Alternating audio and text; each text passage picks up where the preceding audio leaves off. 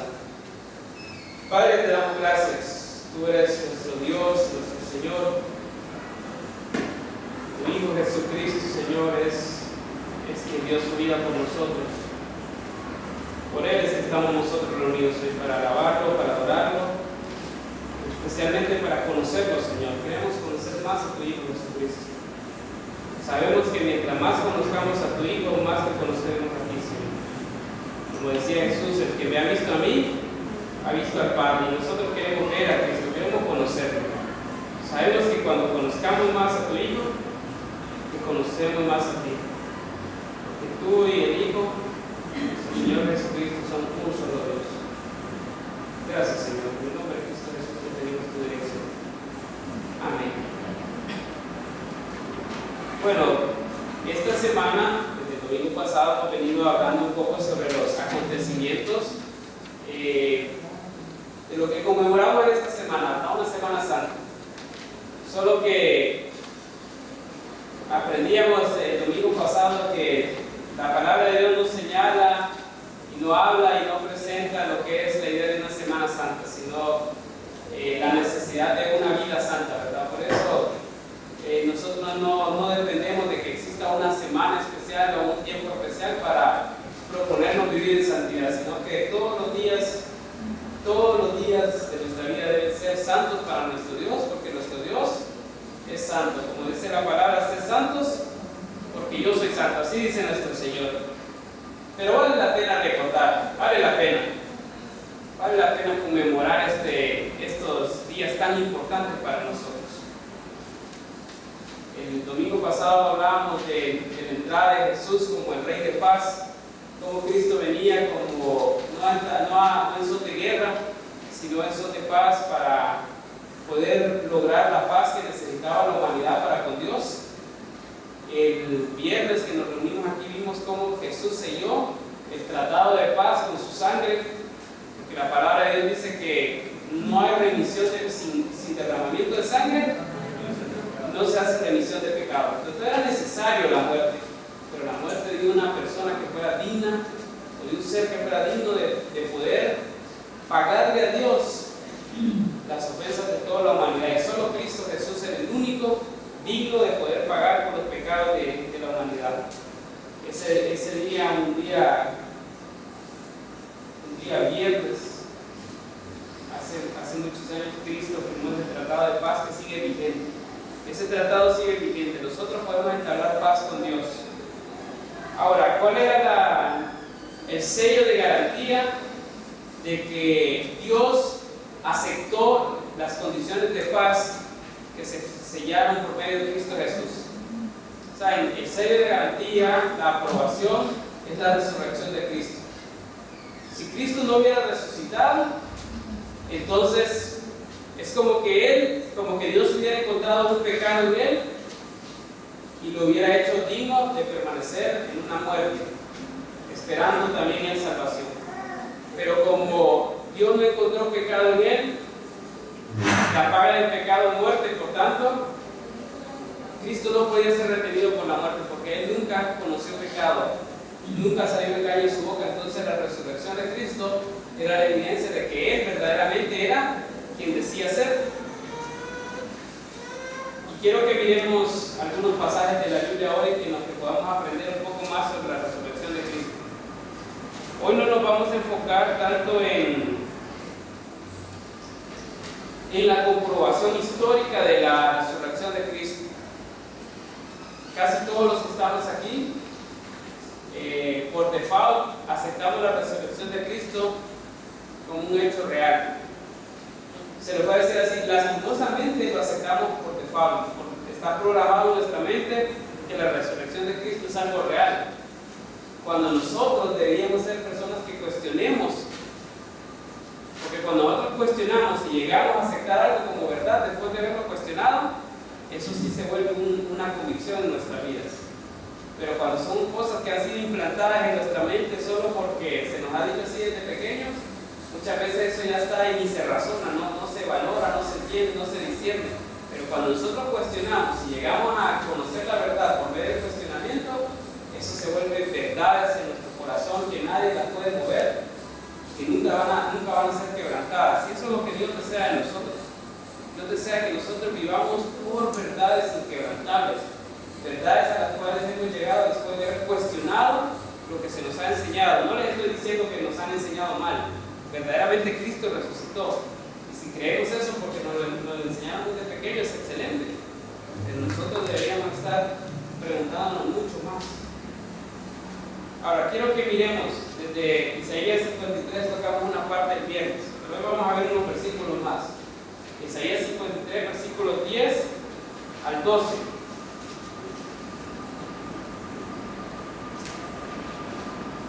Dice la palabra de Dios: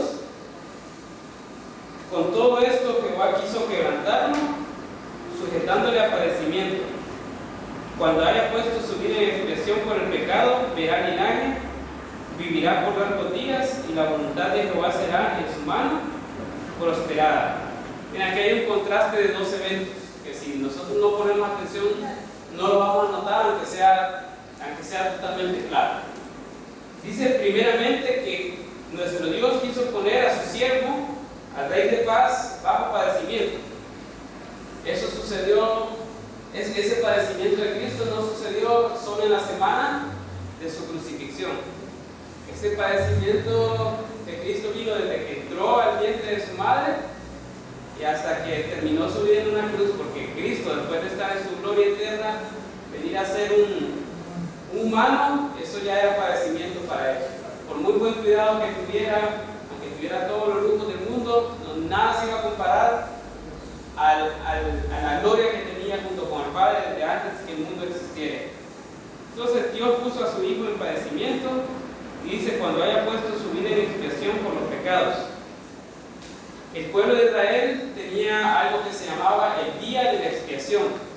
Era un día consagrado para Dios, donde el sumo sacerdote se llegaba al lugar santísimo, a donde Dios había dispuesto que iba a estar su presencia, y cuando él se presentaba con la sangre de un cordero, el cordero de la expiación, y esa sangre era derramada sobre el propiciatorio. Y lo que hacía el sumo sacerdote era reconocer su culpabilidad y reconocer que sin derramamiento de sangre no había remisión de pecados. Entonces se presentaba con sangre de un inocente que era sustituto de todo el pueblo.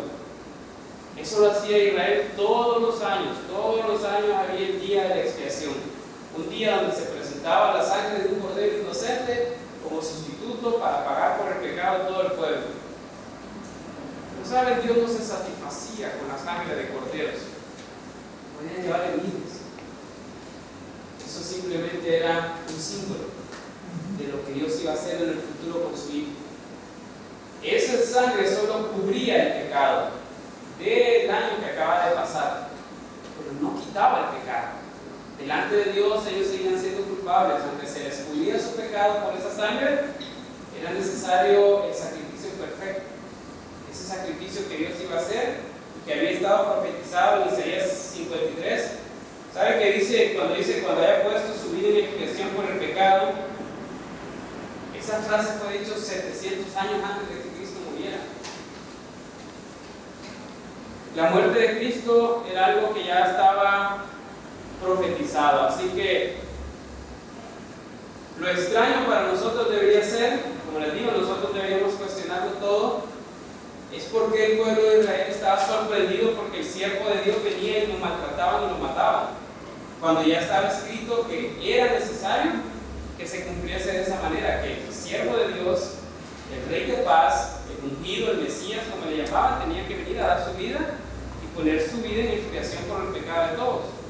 Pero el mismo versículo dice, cuando haya puesto su vida en expiación por el pecado, verá linaje, vivirá por largos días, y la voluntad de Jehová será en su mano prosperada. Imagínense, aquí hay un contraste, hay una mezcla de dos situaciones diferentes.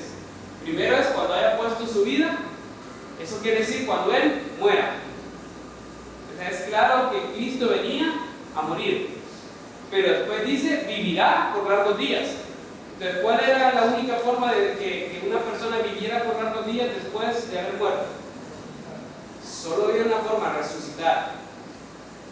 Entonces la resurrección de Cristo no debería haber sido algo que tomara por sorpresa a ninguna persona, ¿verdad? Sino que la Escritura es muy clara, que Él iba a dar su vida en expiación, pero que a la vez iba a vivir por largos días para hacer que la voluntad de Dios fuera prosperada en su mano.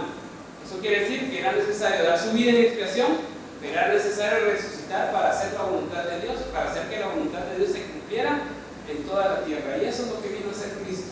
Y en su semana de pasión eso es lo que celebramos. Cristo murió por nuestros pecados, Él fue la expiación por los pecados, no solo de Israel, de la humanidad. Y por eso ese perdón de pecados nos ha alcanzado a nosotros. Pero también estamos celebrando que Él, como dice la Escritura, vivirá por largos días, porque Cristo desde que resucitó, Él sigue vivo. ¿Saben? Cristo no es la única persona que ha resucitado. En los tiempos de Elías resucitó a una persona. En los tiempos de Jesús resucitó a varias personas. Pedro resucitó también personas. Pablo resucitó personas. Es chistoso el caso de Pablo, ¿verdad? Porque se mató este muchacho porque se durmió cuando Pablo estaba predicando. Entonces es riesgoso dormirse cuando alguien está predicando. Pueden morir. Yo no lo puedo resucitar. Eso sí lo tengo claro. Eso sucedió en los tiempos de Pablo. Pero hubieron personas que resucitaron. Pero ¿saben qué pasó con las personas que resucitaron? Volvieron a morir. Porque su resurrección no era la resurrección como estaba predicho para Cristo, que iba a vivir por largos días y que la voluntad de Dios iba a ser prosperada en su mano. No, era una resurrección simplemente a nivel físico. Simplemente Dios le volvía a dar el aliento de vida para que su cuerpo volviera a funcionar biológicamente como funcionaba antes de morir.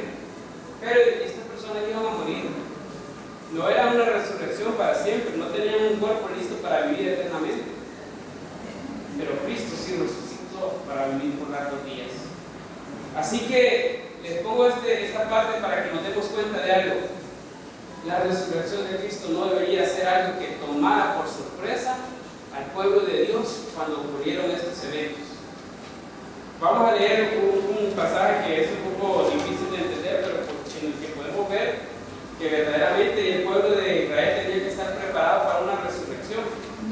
Oseas capítulo 6, versículo 2. Si lo pueden buscar un poco adelante ya en uno de los últimos libros del Antiguo Testamento. Oseas capítulo 6. Versículo 2 está antes de Joel, ya al final del Antiguo Testamento, ¿verdad? Entonces ahí pueden encontrar. O sea, capítulo 6, versículo 2 dice, vamos a leer el versículo 1, dice: venid, volvamos a Jehová, porque Él arrebató y nos curará, y dio y nos vendará, nos dará vida después de 2 días. En el tercer día nos resucitará y viviremos delante de Él. Eran profecías de cosas que iban a pasar en el futuro. Después de 2 días nos daría vida, el tercer día resucitaría. Con su resurrección nosotros también recibimos vida. No solo Cristo recibió la vida eterna viene por medio de la resurrección de Cristo para nosotros. ¿Recuerdan el versículo de Romanos 10:9? Si confesamos con nuestra boca que Jesús es el Señor y creemos en nuestro corazón que Dios le resucitó a los muertos, será salvo. Entonces, el creer que Cristo resucitó también nos trae vida. La resurrección de Cristo es vida para nosotros. Entonces, el pueblo judío no debería haber estado como asombrado, como incomprensible en cuanto a la resurrección de Cristo. Pero miren, vamos a leer Lucas 24, versículos 1 al 2. Ahí se relatan los hechos del acontecimiento de la resurrección. Entonces vamos a ir a Lucas. Digamos que Isaías, las escrituras del Antiguo Testamento eran como una vista desde el pasado viendo al futuro las cosas que iban a suceder. Si nos ubicamos en el tiempo de Jesús, Lucas era el tiempo presente, ¿verdad? Era lo que sucedió. Primero el pasado, después el presente. Imaginémonos que estamos viviendo en esos tiempos de Jesús, que estamos presenciando y que somos una de estas personas que va a presenciar estos eventos. Dice 24 del 1 al 12, vamos a leer el Dice, el primer día de la semana, muy de mañana, vinieron al sepulcro trayendo las especies aromáticas que habían preparado y algunas otras mujeres con ellas. Está hablando de un grupo de mujeres que presenció la muerte de Jesús. Y hallaron removida la piedra del sepulcro, y entrando no hallaron el cuerpo del Señor Jesús. Aconteció que estando ellas perplejas por esto, he aquí que se pararon junto a ellas dos varones con vestiduras resplandecientes, y como tuvieron temor y bajaron el rostro a tierra, les dijeron: ¿por qué buscáis entre los muertos al que vive?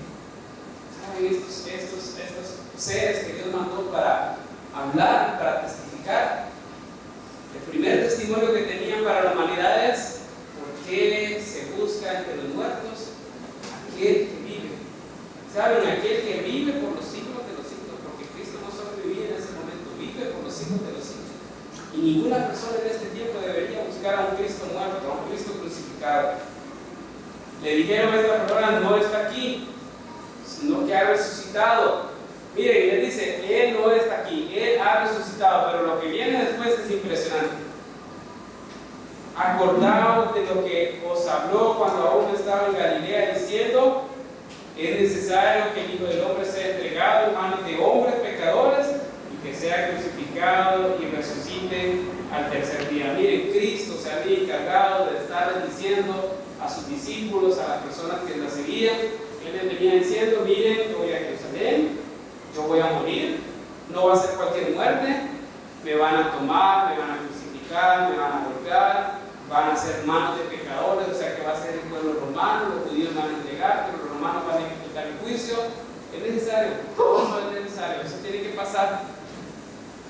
Y Cristo les decía, se los digo ahora para que cuando suceda no se sorprendan. Pero sabe, el corazón del humano, el corazón nuestro es tan duro que esas personas ni siquiera a Cristo mismo le creían. Ellos miraban que resucitaba a Lázaro,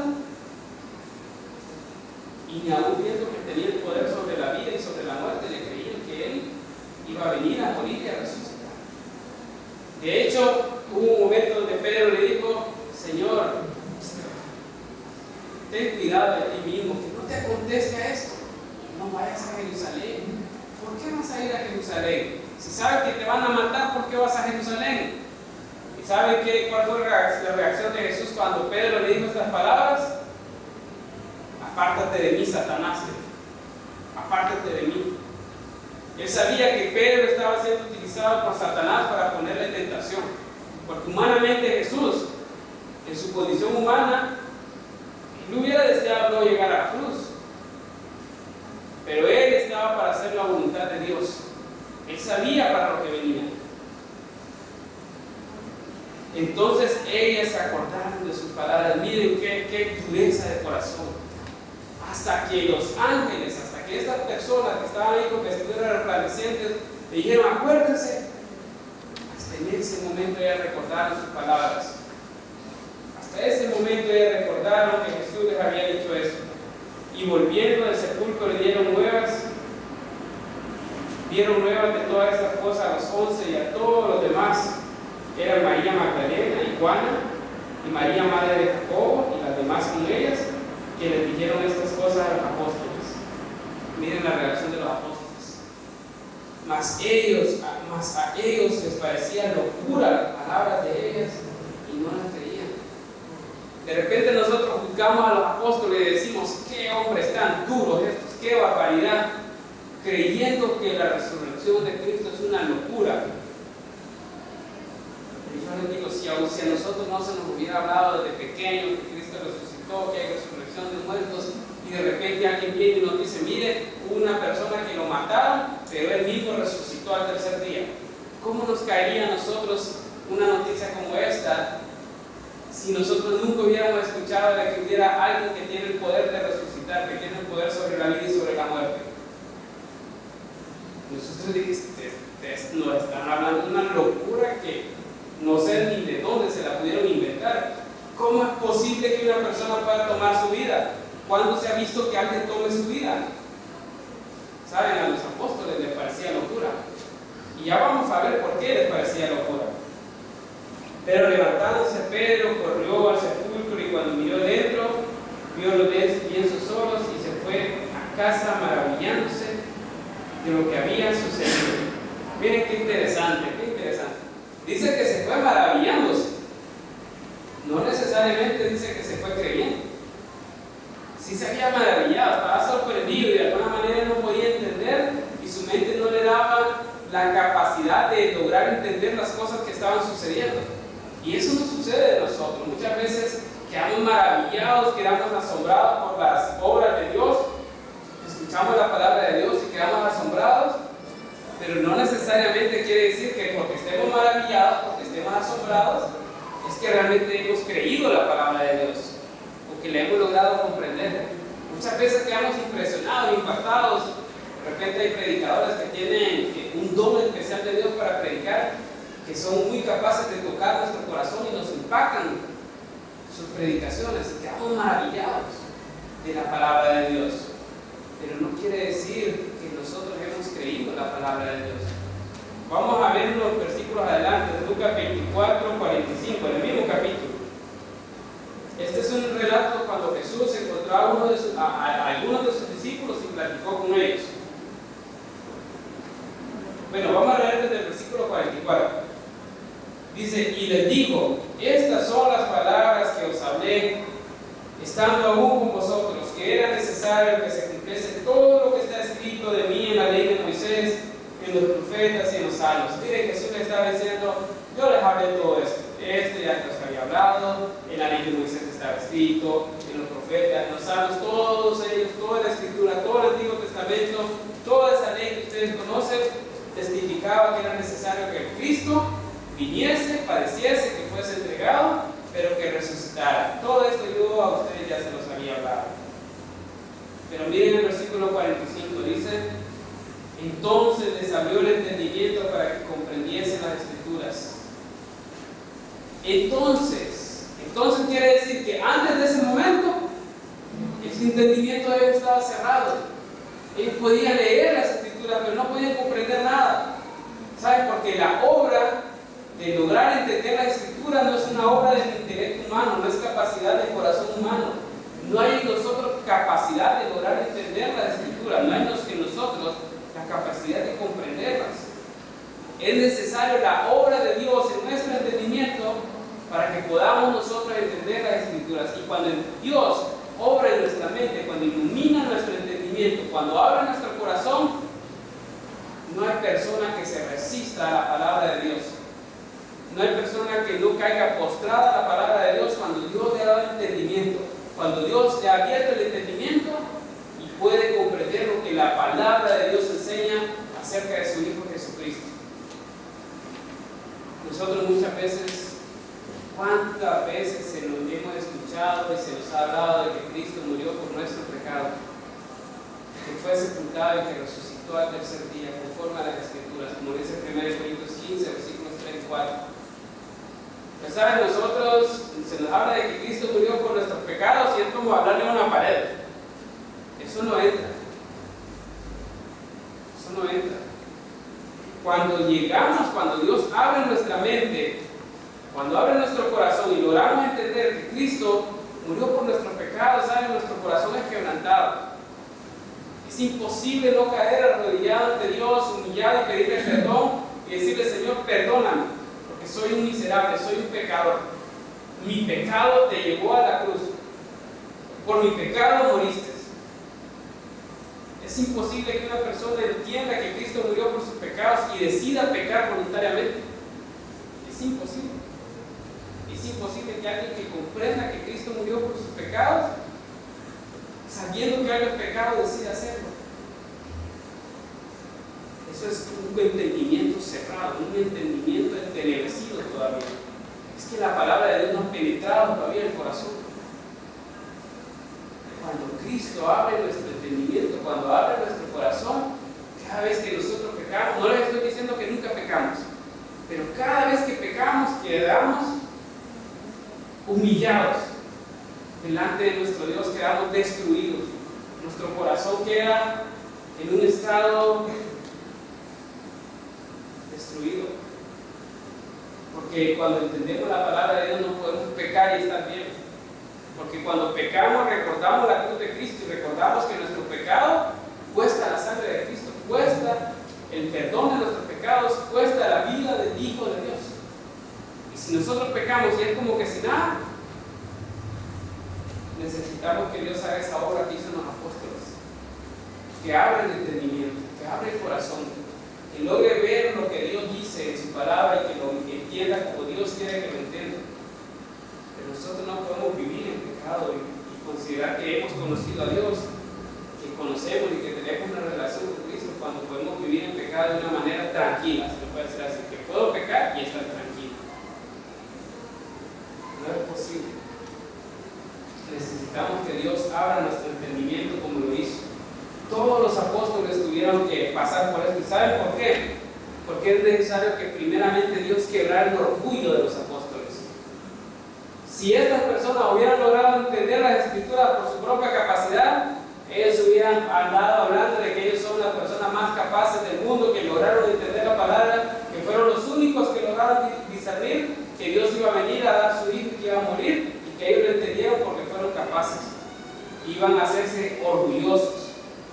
Era necesario que ellos quedaran humillados delante de Dios. Era necesario que ellos quedaran como personas que se declaraban ignorantes y que solo si Dios abría su entendimiento iban a poder ver a Cristo como de verdad la Escritura lo enseña. Y Dios quiere también quebrar nuestro orgullo. Dios quiere que nosotros entendamos que somos totalmente incapaces, ignorantes en cuanto a la palabra de Dios.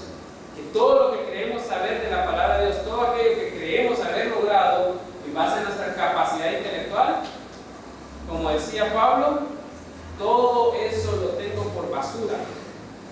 Todo lo que he logrado aprender de Dios en cuanto a mi capacidad humana es basura. ¿Saben por qué? Porque para lo único que sirve para enorgullecerme el corazón, para llenarme de orgullo, para decir, yo sé mucho de Dios, yo he aprendido mucho de Dios, yo he estudiado la palabra, yo he estado en seminario, yo he estado en conferencias, yo he estado en esto. Pero si no ha sido porque Dios abre nuestro entendimiento, si no ha sido porque Dios nos revela, y es en el momento que entendemos que nada de lo que humanamente nosotros hemos logrado aprender nos sirve. Imagínense Pablo, que él decía fariseo de fariseos en cuanto a la ley, intachable, conocedor de la ley de pe a pa, educado a los pies de Gamaliel, decía que era como el mentor tipo Harvard de nuestro tiempo, y él decía todo eso es pérdida para mí. O sea, todo eso para él le contaba un saldo en contra. ¿Por qué? Porque todo eso lo había llevado a ser el Pablo orgulloso que perseguía a Cristo. Él pudo entender que todo eso llenó su corazón de orgullo y le constituía a él pérdida, ¿saben? Lastimosamente él tenía que sobrellevar su vida luchando con el orgullo de saber, tratando de vencer el orgullo que venía a su corazón por todo lo que sabía de la palabra de Dios. Él sabía tanto de la palabra de Dios que tenía que decidir cada día vivir por fe o por su propia capacidad. Por eso era pérdida para él. Era mejor no haber sabido nada de conocer a Cristo y comenzar con una hoja en blanco a escribir todo su conocimiento de Cristo en base a la relación con Él, que está luchando con el orgullo de su corazón. Ahora vamos a avanzar. ¿Saben? Si Dios no habla en nuestros corazones, nosotros no podemos hacer nada con nosotros mismos. La obra de salvación es de Dios. 1 Corintios capítulo 15, la importancia de la resurrección. Vamos a leer solo algunos versículos, pero si ustedes gustan, lean el capítulo 15 completo y tienen un compendio de explicación de la importancia de la resurrección para nosotros. Capítulo 15, versículos 12 al 23. Dice la palabra: pero si se predica que Cristo resucitó de los muertos, ¿cómo dicen algunos entre vosotros que no hay resurrección de muertos? Porque si no hay resurrección de muertos, tampoco Cristo resucitó. Y si Cristo no resucitó, vana es entonces nuestra predicación, vana también nuestra fe. Y somos hallados falsos testigos de Dios, porque hemos testificado de Dios que Él resucitó resucitó a Cristo, al cual no resucitó, si en verdad los muertos no resucitan. ¿Saben? La resurrección de Cristo es tan, pero tan importante para nosotros, que la palabra de Dios afirma que si Cristo no resucitó, nuestra fe es vana. Y a mí me encantó un día que yo fui a San Rafael, a la aldea de donde es Beto y Carlos, que están aquí con nosotros, y un día estaban lavando la semilla del morro. Y yo no entendía mucho de lo que estaban haciendo, ¿verdad? Pero estaban con un balde de agua y lavando. Y yo lo único que miraba era que había unas semillas que flotaban. Y yo le pregunté, ¿y esas semillas no las ocupan? Y me dijeron, no, es que esas semillas son vanas. Y les digo, ¿por qué son vanas? Les digo yo, no, es que no tienen corazón, me dicen. Y yo les dije, wow, vano es sin corazón. Miren, si Cristo no ha resucitado, nuestra fe no tiene corazón. Nuestra fe no sirve para nada. Es vacía. Es una fe vacía. Podríamos creer cualquier cosa, pero si Cristo no resucitó a los muertos, no sirve para nada todo lo que creemos, nuestra congregación, nuestras reuniones, nuestros tiempos de oración, nuestros tiempos de estudio de la palabra de Dios. Todo es inútil, todo sirve para nada. Y miren, dice después, ¿sabe? Incluso quedaríamos como mentirosos y como personas que hablan mal de Dios, porque el testimonio del Evangelio, la iglesia creció predicando una sola cosa. El primer tiempo, el tiempo durante la iglesia se forjó y creció y se extendió, la predicación era un mensaje. No teníamos tantos mensajes como tan elaborados como en este tiempo, ¿verdad? Que se habla de una cosa, se habla de otra, y podemos pasar un año completo congregándonos, predicando de temas diferentes, y qué maravilloso que sea edificada la iglesia de esa forma. Pero saben, el testimonio y la predicación de la primera iglesia, de la iglesia de la cual los apóstoles eran los líderes, ellos predicaban la resurrección de Cristo.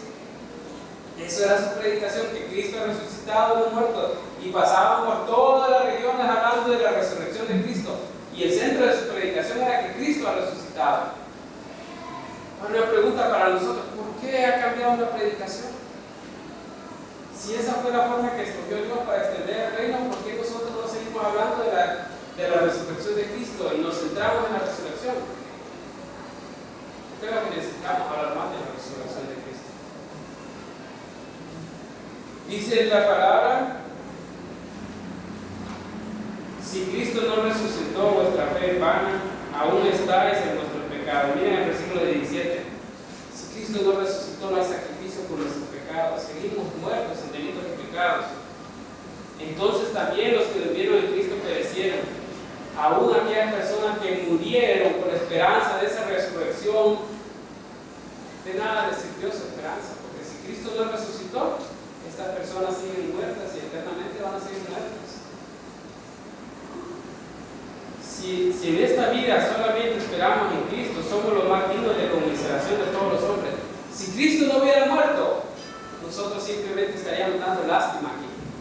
Daríamos lástima hablando de un Dios resucitado cuando seguiría en aquella tumba. Pero no es así. Cristo ha resucitado. Miren el versículo 20, dice: mas ahora Cristo ha resucitado de los muertos, primicia de los que durmieron es hecho. ¿Saben? Cristo es la primicia. Cristo ha resucitado a los muertos y se convirtió en la primicia, en el primero que resucitó de la manera en que Cristo resucitó. O sea, ¿qué quiere decir esto? Que no va a ser el único. Cristo es el primero, pero no el único. Después de Cristo viene, digamos quiénes vienen después. Todos nosotros. Algún día vamos a resucitar de la misma manera que resucitó Cristo, con un cuerpo glorificado, con un cuerpo especial que va a resistir la eternidad sin desgastarse, sin contaminarse, sin sufrir, tal como el cuerpo que tiene Cristo ahora. Dice: porque por cuanto la muerte entró por un hombre, también por un hombre la resurrección de los muertos. Porque así como en Adán todos mueren, también en Cristo todos serán vivificados, pero cada uno en su debido orden. Cristo las primicias, luego los que son de Cristo en su venida. Dice la palabra de Dios que cuando Cristo venga al sonar la trompeta, cuando Cristo venga por su iglesia, dice, primeramente los muertos de Cristo resucitarán. De alguna manera gloriosa, Dios va a unir células, Dios va a unir tejidos, Dios va a unir huesos, los que fueron cremados, los que fueron calcinados. De algún lugar Dios va a traer el polvo, Dios va a unir célula por célula, va a regenerar el cuerpo, va a volver a crear el cuerpo de esta persona y nuevamente le va a insertar el espíritu que tenía, el ser, el yo, la persona que habitaba ese cuerpo va a ser regenerado y estas personas van a salir de sus tumbas o donde sea que estén a recibir a Cristo en las nubes. Pero saben, ese cuerpo que va a resucitar no va a ser el mismo tipo de cuerpo que fue muerto. Dice que esos cuerpos van a ser incorruptibles, incontaminables, van a ser tal y cual lo es el cuerpo que Cristo adquirió cuando Él resucitó. Pero Cristo es las primicias, primeramente Cristo, después los que son de Cristo en su venida. Ahora, los que estén muertos en ese tiempo van a resucitar, regenerados. Y los que estén, si nosotros llegásemos a estar vivos en la venida de Cristo, no es que los muertos nos van a adelantar y nosotros nos quedamos aquí esperando algo, no. Nuestros cuerpos van a ser regenerados de alguna manera. Dios va a suprimir todo lo mortal de nuestro cuerpo, va a sacar toda célula mortal, no sé ni cómo decirlo, es algo impresionante, algo que va a pasar, pero este cuerpo se va a convertir en un cuerpo inmortal. Dios lo va a convertir en algo inmortal, en algo imperecedero, algo que no se desgasta, algo que no se degrada, algo que no pierde su fuerza. Imagínense, Dios nos va a dar un cuerpo que va a resistir eternidades, que no se va a enfermar, que no le va a doler nada, que no se va a cansar, que no va a perder la energía. Eso es lo que nos espera a nosotros. ¿Y saben? La garantía de que todo esto es cierto es la resurrección de Cristo. Mire, Cristo prometió que iba a resucitar. Él pudo haber planificado su muerte, él pudo haber dicho, voy a ir a Jerusalén, van a tomar aquí, y él pudo haber hecho todos los arreglos para que eso se cumpliera.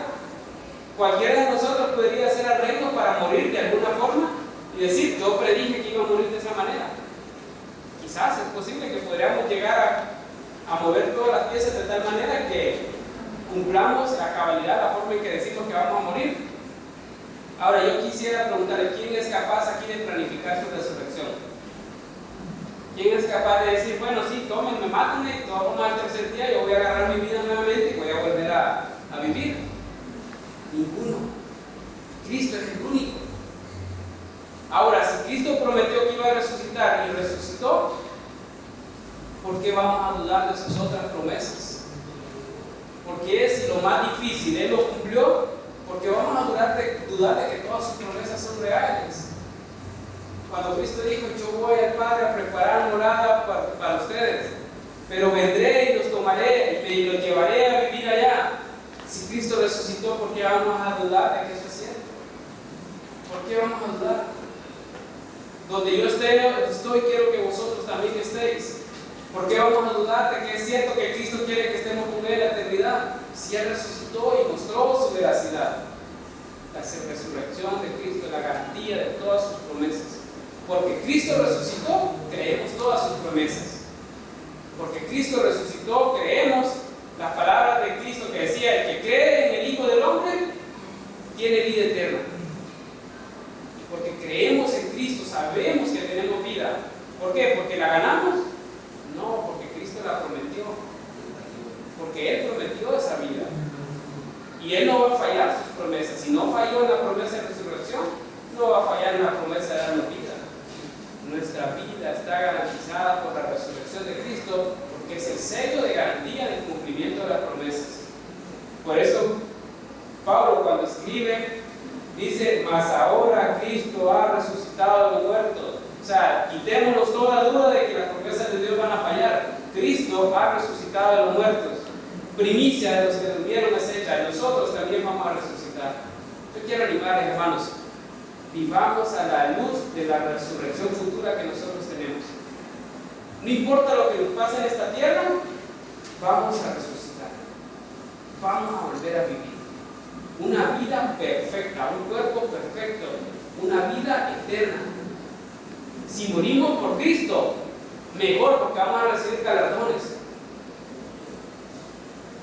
Esforcémonos para cuando Dios quite el aliento de vida de este cuerpo mortal, nos encuentre sirviendo al Señor, para que cuando nos vuelva a dar la vida, venga con la recompensa de nuestro Dios. Dios nos va a dar vida, ya nos ha dado la vida eterna, pero nos va a dar el gozo de disfrutar de un cuerpo glorificado, también un cuerpo perfecto, tal como el de Cristo, y que vamos a cohabitar y convivir con Cristo eternamente. Si a ustedes no les alegra, si a ustedes no les emociona el hecho de saber que vamos a convivir y habitar y tener un cuerpo perfecto para disfrutar una relación eterna con Cristo, pues yo no sé qué les podría motivar. Pero Cristo ha resucitado a los muertos y Él va a cumplir sus promesas de darnos vida. Por eso estamos aquí, hermanos, por eso nos reunimos, por eso cada domingo venimos y celebramos que Cristo ha resucitado. Y hoy es un gran día, es un bonito día para recordarlo, porque un día como hoy, hace casi 2000 años, esto fue una realidad. Esa tumba quedó vacía y nadie pudo explicar por qué la tumba estaba vacía. La explicación única y verdadera es que Cristo ha resucitado a los muertos. Por eso nunca se pudo parar el testimonio de la iglesia, porque Cristo había resucitado a los muertos. Vamos a orar, que Dios afirme estas promesas en nuestro corazón y nosotros vivamos creyendo que todas las promesas de Dios van a ser verdad, porque Cristo ha resucitado. Padre, te damos gracias. Tú eres un Dios poderoso. Tú resucitaste a Cristo, le diste la vida nuevamente.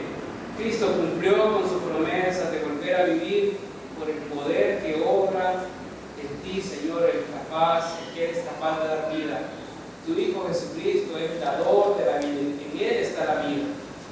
Y tu Espíritu Santo, Señor, hace esa obra de regeneración. Es por tu Espíritu que tenemos vida, Señor.